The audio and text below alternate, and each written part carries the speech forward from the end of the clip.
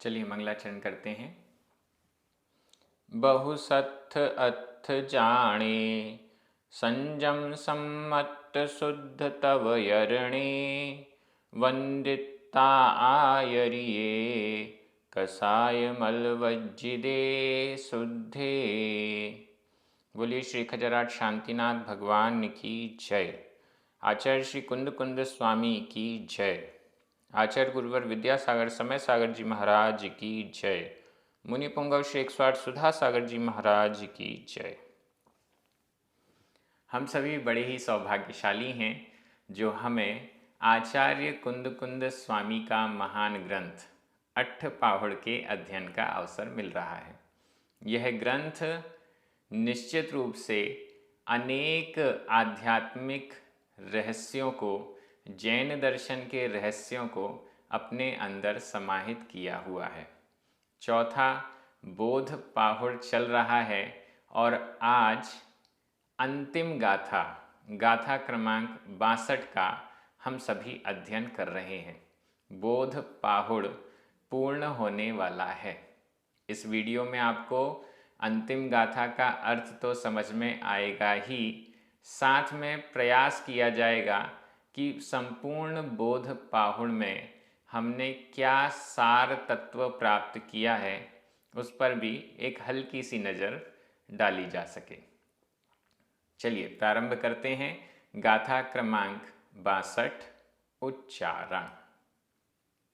बारस, बारस, अंग, अंग, वियाणम, वियाणम, बारस अंग वियाणम।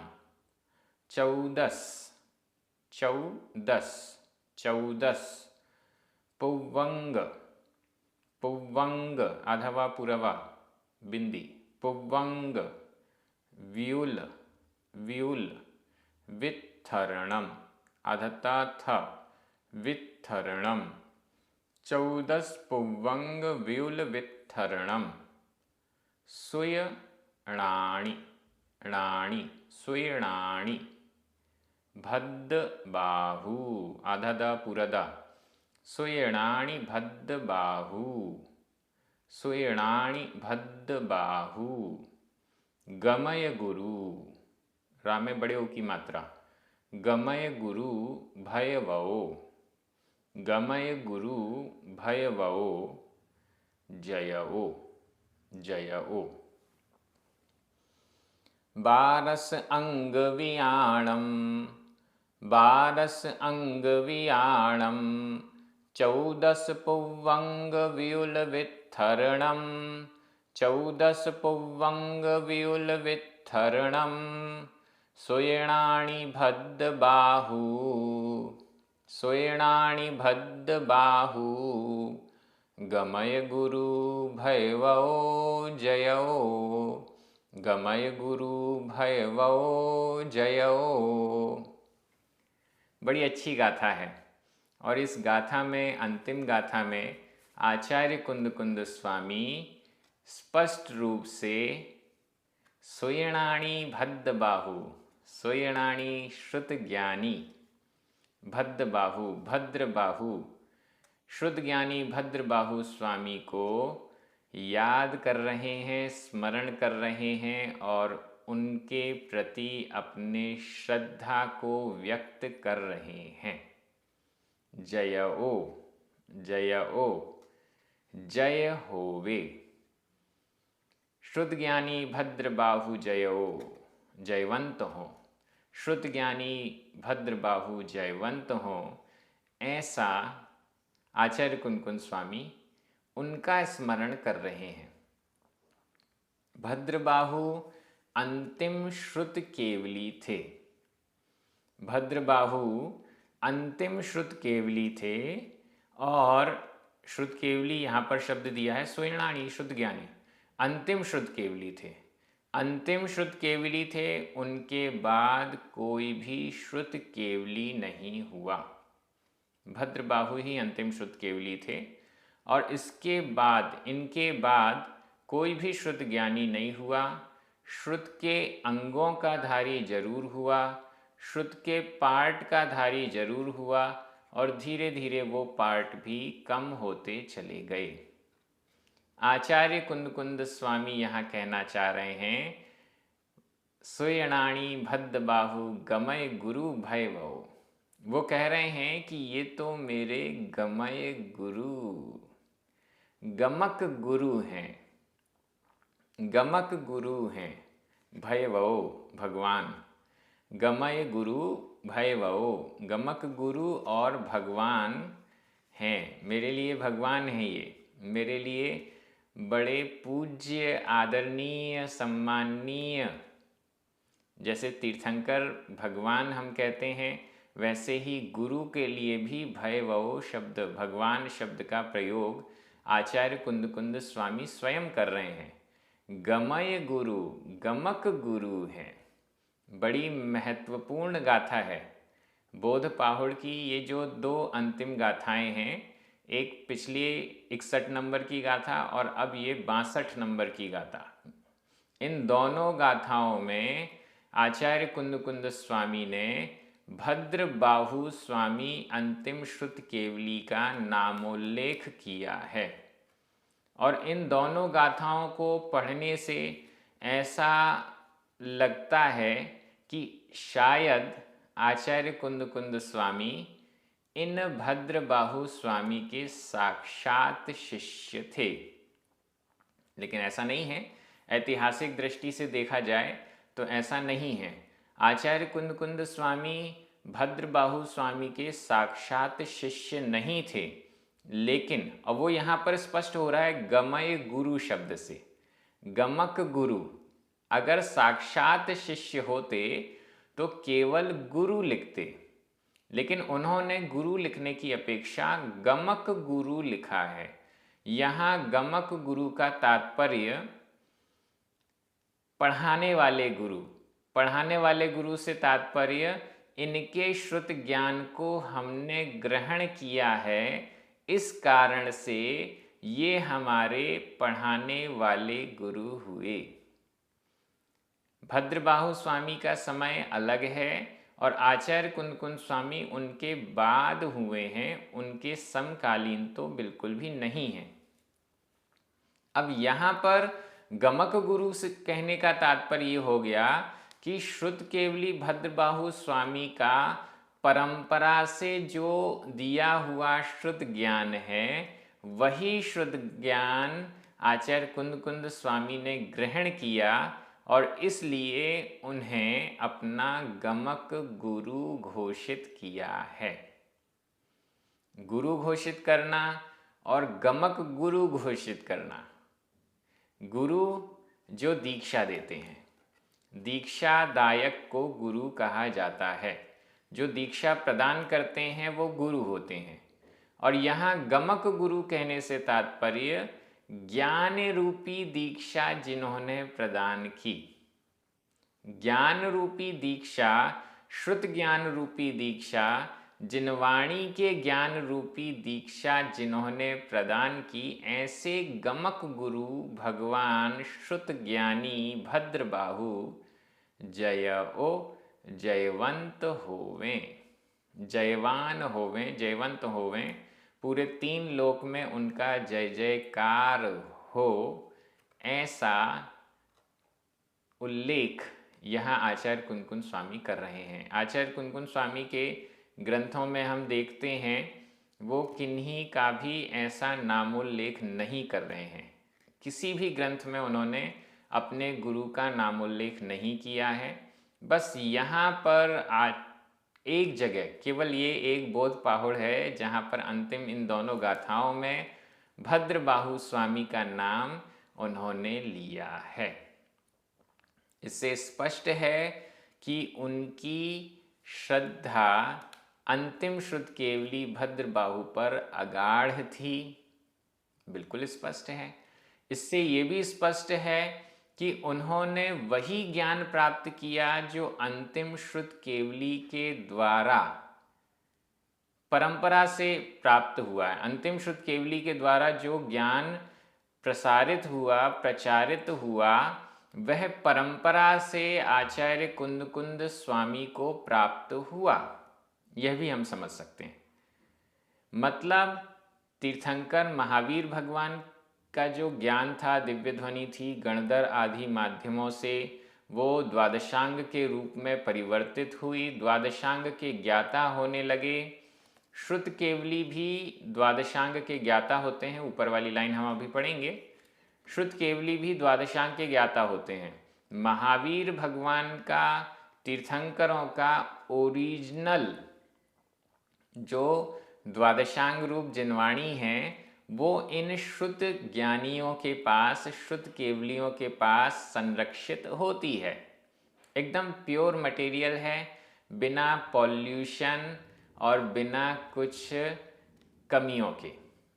अब उन अंतिम श्रुत केवली से डायरेक्टली तो नहीं, लेकिन परंपरा रूप से यह श्रुत ज्ञान आचार्य कुंद स्वामी को प्राप्त हुआ, ऐसा उन्होंने यहाँ इस गाथा में कह दिया।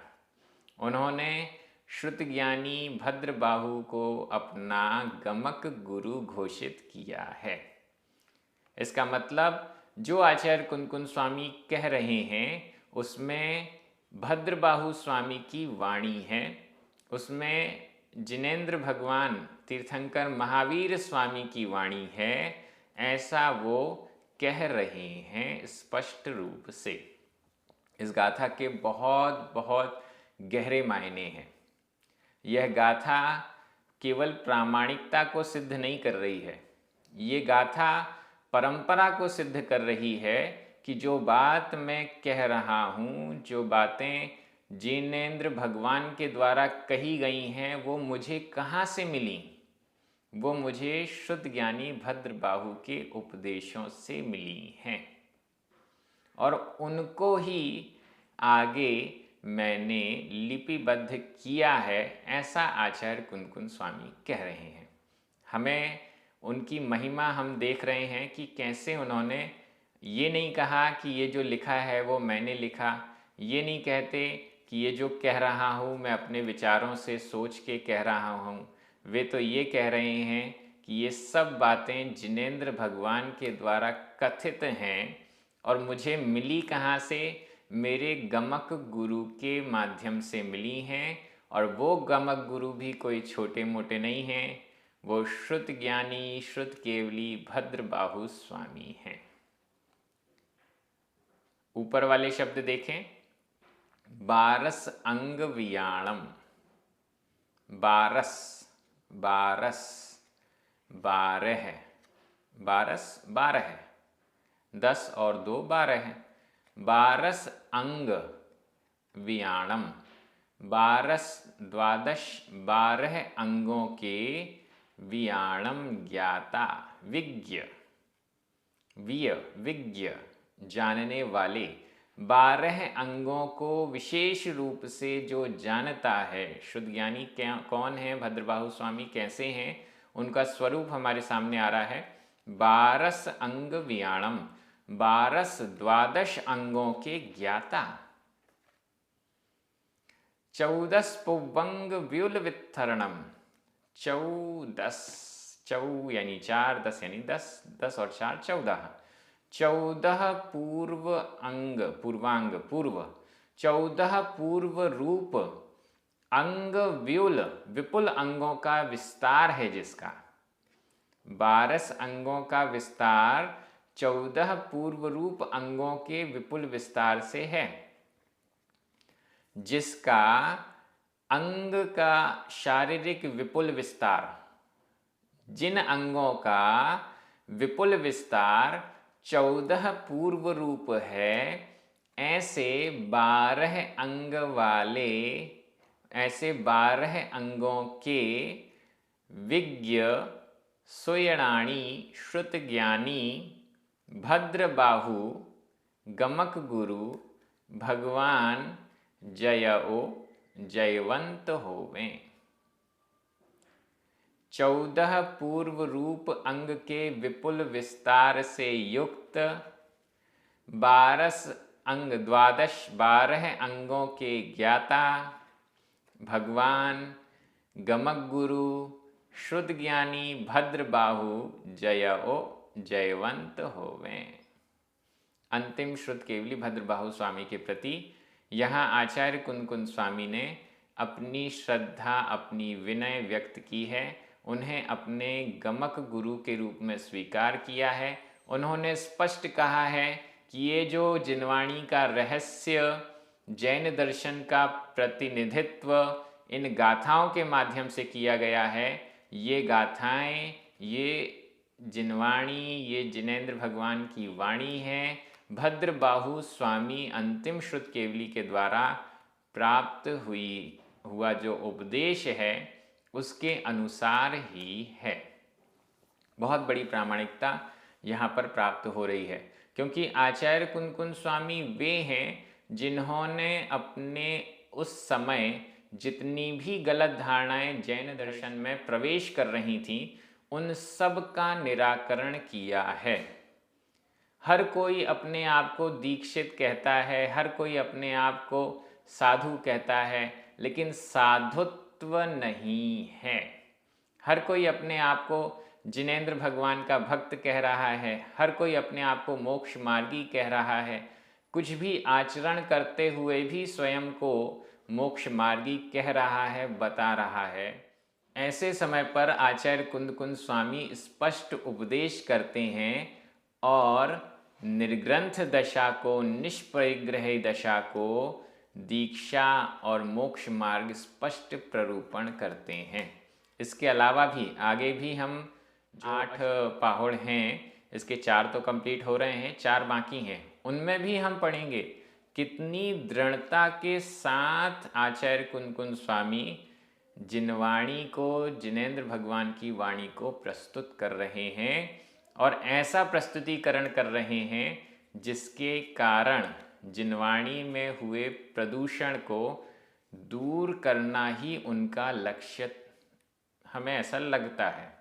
क्योंकि वो एक एक चीज़ ऐसी बता रहे हैं कि दीक्षा में तो ऐसा होता है, दीक्षा में तो ऐसा होता है, और हम वर्तमान में देख रहे हैं कि अन्य मतावलंबी साधु अपने आप को दीक्षित कहते हुए भी इनमें से किसी चीज़ का पालन करते हुए नहीं दिखाई दे रहे हैं। तो इससे स्पष्ट है कि मोक्ष जाना इतना आसान नहीं है। मोक्ष जाने के लिए मोक्ष मार्ग में की जो व्यवस्थाएं बताई गई हैं, मोक्ष मार्ग की जो अवस्था बताई गई है, मोक्ष मार्ग की जो साधना बताई गई है, वो करना जरूरी है। और उसी का उपदेश आचार्य कुंद स्वामी देते हैं। बिना परिग्रह का त्याग किए मोक्ष मार्गी नहीं हो सकते। बिना घर गृहस्थी का त्याग किए मोक्ष मार्गी साधु संत नहीं हो सकते। बिना परिग्रह, ग्रंथ, संग इत्यादि, राग द्वेष, सब कुछ इनका त्याग किए बिना कौन मोक्ष मार्गी हो सकता है, और फिर मोक्ष कैसे जाएगा? ये सब बातें आचार्य कुंद स्वामी स्पष्ट कर रहे हैं, तर्क आदि के माध्यम से, अन्य हेतुओं के माध्यम से। तो ये गाथा एकदम स्पष्ट रूप से श्रुत केवली भद्रबाहु स्वामी को गमक गुरु कहते हुए आचार्य कुंद स्वामी ने अपनी पूर्ण प्रामाणिकता प्रस्तुत कर दी है। 12 अंग कौन कौन से होते हैं? 12 अंग के नाम आपको अन्यत्र मिल भी जाएंगे, मैं एक बार बोल भी देता हूँ। आचारांग ये पहला अंग है, सूत्र कृतांग दूसरा, स्थानांग तीसरा, समवायांग चौथा, व्याख्या प्रज्ञप्ति पांचवा, ज्ञात्री कथांग छठवां, उपासकाध्ययन ये सातवां, अंतकृत दशांग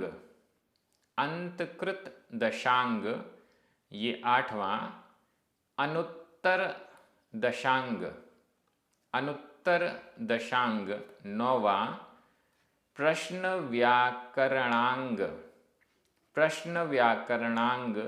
ये 10वां विपाक सूत्रांग, विपाक सूत्रांग 11वां, और दृष्टिवाद अंग ये 12वां। ऐसे करके टोटल 12 अंग होते हैं। इनका ही विस्तार 14 पुव्वंग 14 पूर्वों में, 14 पूर्वों के भी नाम हमें जनवाणी में मिलते हैं। 14 पूर्व और 12 अंग के ज्ञाता श्रुत ज्ञानी, श्रुत ज्ञानी जिनका श्रुत ज्ञान एकदम परिपूर्ण होता है, केवल ज्ञान के समान ही, केवल ज्ञान पूरे चराचर विश्व को साक्षात जानता है, और श्रुत ज्ञानी उसी चराचर विश्व को शुद्ध ज्ञान के द्वारा जानते हैं, ऐसा समझ सकते हैं। हालांकि केवल ज्ञान और शुद्ध ज्ञान में बहुत अंतर है, विस्तार की दृष्टि से भी, अनंतता की दृष्टि से भी। केवल ज्ञान तो अनंत है और शुद्ध ज्ञान अनंत नहीं हो सकता, लेकिन फिर भी इस चराचर संसार में जो सबसे अधिक ज्ञानी हैं वो शुद्ध ज्ञानी हैं, ऐसा हम समझ सकते हैं। और उनका ज्ञान प्रामाणिक होता है। शुद्ध ज्ञानी नियम से सम्यक दृष्टि होता है। शुद्ध ज्ञानी निश्चित बहुत कम भवों में, 4 भवों में, मैक्सिमम 3 या 4 भवों में अपना कल्याण करते ही करते हैं, ऐसा भी हम समझ सकते हैं। वो निश्चित अगला भव उनका स्वर्ग का है, स्वर्ग से वापस आएंगे तो तीसरे भव में उन्हें मोक्ष हो जाएगा, ऐसा हम समझ सकते हैं। तो यहाँ पर शुद्ध केवली, अंतिम शुद्ध केवली भद्रबाहु स्वामी को आचार्य कुंद कुंद स्वामी ने अपना गमक गुरु कहा है, और परम प्रामाणिकता के साथ यह अंतिम गाथा बोध पाहुड़ की हमारे सामने आई। यहाँ पर जितने भी शब्द हैं वो सभी प्रथमा विभक्ति के एक वचन है। 12 अंग वियाणम, 14 पुव्वंग व्यूल वित्थरणम, सुयणाणी भद्द बाहु, गमय गुरु भैवव। गमय गुरु को अगर अलग कर दें तो भी प्रथमा विभक्ति एक वचन हो जाएगा, और अगर साथ में भैवव के साथ है तो भी प्रथमा का एक वचन रहेगा। जयो, इन सब में प्रथमा विभक्ति का एक वचन है। बोध पाहुड़ हमने पढ़ा। बोध पाहुड़ में हमने क्या क्या सीखा, इस पर थोड़ी सी नज़र हमें डालनी चाहिए। बोध पाहुड़ में मुख्य रूप से 11 अंग, 11 अधिकारों का वर्णन हुआ है, और ये 11 अधिकार, यहाँ मुख्य उद्देश्य इन 11 अधिकारों का यह है, आचार्य कुंद कुंद स्वामी वो उपदेश, वो बोध दे रहे हैं जो कि जिनेंद्र भगवान की वाणी से और गमक गुरु श्रुत केवली भद्रबाहु स्वामी की परंपरा से प्राप्त जो जिनवाणी है उसके द्वारा सामने आया। 11 अंग, 11 अधिकार थे। सबसे पहला आयतन अधिकार। इस आयतन अधिकार में हमें यह बताया गया कि जिनेंद्र भगवान से संबंधित, जिनेंद्र भगवान के तत्व ज्ञान को किसने अपने अंदर धारण किया हुआ है, और उन सब को आयतन कहा गया। इसमें जिन मंदिर से लेके साधु, गुरु, आचार्य, उपाध्याय इत्यादि, इन सब को, जिनके अंदर जैन धर्म संरक्षित है, जिनके अंदर धर्म संरक्षित है, जिनके अंदर मोक्ष मार्ग संरक्षित है, उन सब को आयतन कहा गया। दूसरा चैत्य ग्रह, चैत्य ग्रह जिसे हम चैत्यालय या मंदिर कह सकते हैं, लेकिन यहाँ पर भी साधु को ही चैत्यालय कहा, साधु को ही चैत्य कहा, साधु को ही सब कुछ कहा। क्यों? क्योंकि वे ही साधना करके असली जो शुद्ध तत्व है उसको प्राप्त करते हैं। तीसरा अधिकार जिन प्रतिमा। चौथा दर्शन, दर्शन के विषय में सम्यक दर्शन की व्याख्या भी की गई है, और साथ में दर्शन पाहुड़ वाला दर्शन भी यहाँ पर एकदम स्पष्ट किया गया है। जो मोक्ष मार्ग को दिखलाता है वह दर्शन है।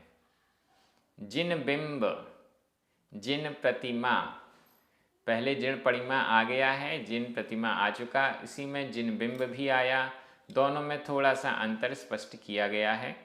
इसके बाद वीतराग जिन मुद्रा, जिन मुद्रा भी साधु परमेष्ठी की ही होती है, ऐसी जिन मुद्रा को एकदम स्पष्ट किया गया। ज्ञान, जिनेंद्र भगवान से संबंधित ज्ञान जो आत्मा से उत्पन्न होता है, आत्मा में स्थित होता है, ऐसा ज्ञान। अरिहंत भगवान का भी स्वरूप यहाँ पर सामने आया सच्चे देव के रूप में।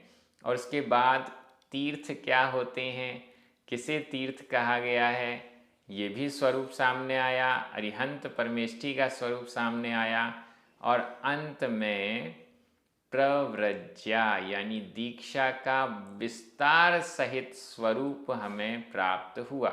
दीक्षा कैसी होती है, 28 मूल गुणों का स्वरूप नहीं बताया गया, लेकिन 28 मूल गुण के अलावा दीक्षा का लक्ष्य क्या होता है, क्यों दीक्षा ली जाती है, दीक्षा में क्या विशेषताएं होती हैं, दीक्षा क्यों कल्याणकारी है, ये सब हमें इस बोध पाहुड़ से समझ में आया है। आप सभी ने बहुत अच्छे से अध्ययन किया है। बोध पाहुड़ का भी एक वीडियो और आएगा जिसमें कि बोध पाहुड़ की सभी गाथाओं का उच्चारण किया जाएगा, जिससे कि आप सभी उसका उच्चारण बार बार कर सकें। उच्चारण मध्यम स्वर में होगा, जिससे कि गाथा का उच्चारण हो रहा है और आपके मन में उस गाथा का अर्थ भी आता जाए। याद भी कर सकते हैं, बार बार उस उच्चारण को सुनकर हम पूरे ग्रंथ को याद कर सकते हैं। इसके बाद 5वां पाहुड़ प्रारंभ होगा, जिसका इंतज़ार आप सभी कर रहे हैं। हम इसी प्रकार से आगे बढ़ते जाएंगे।